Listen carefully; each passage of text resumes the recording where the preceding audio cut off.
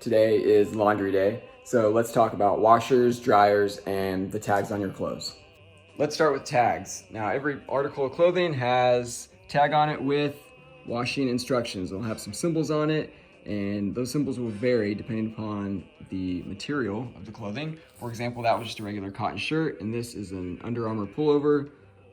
Wow, what do all of those things mean? Now, if you're saying to yourself, well, Mr. Watson, my clothing doesn't have tags like that and doesn't have symbols. Well, yes, it does. I came across the Tide website, which has how to read laundry symbols. There's a million and one websites that show you this stuff, but I figured I'd go with Tide because I think some of y'all are more familiar with Tide than any other brand. But on this website, there is laundry symbols chart. Look at this. Washing symbols, general temperature, machine cycles, drying symbols, general temperature, tumble dry cycles, bleaching symbols, ironing symbols, all of it right here. These are the exact same symbols that are on the tags of your clothes. This is actually a great resource if you're unsure of how to wash your clothes. Next, washer and dryer. Now, washer and dryers come in many different shapes and forms, but let me give you the gist of what you need to know. A lot of washers will have different settings on them, such as the types of clothing that you're putting in there, and then the temperature, the spin, the soil level, and maybe a bunch of other stuff. Here's the big thing you need to know.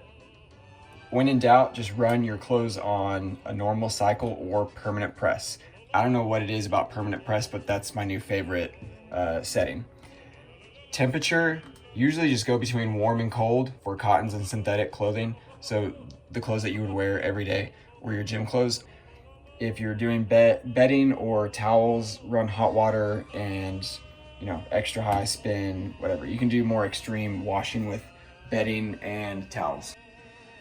Dryer, same concept, types of clothing, and then the dry level, temperature, and time. If you have absolutely no idea what to put your clothes on, then here's what I'd recommend. Put the temperature on a low setting.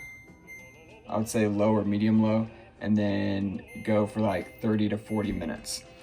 Cottons automatically shrink. If you run synthetic clothing like your gym clothes on a high setting for too long, for example, high 60 minutes, it's gonna mess up the clothes. It could shrink them a little bit and then it just ruins the fabric.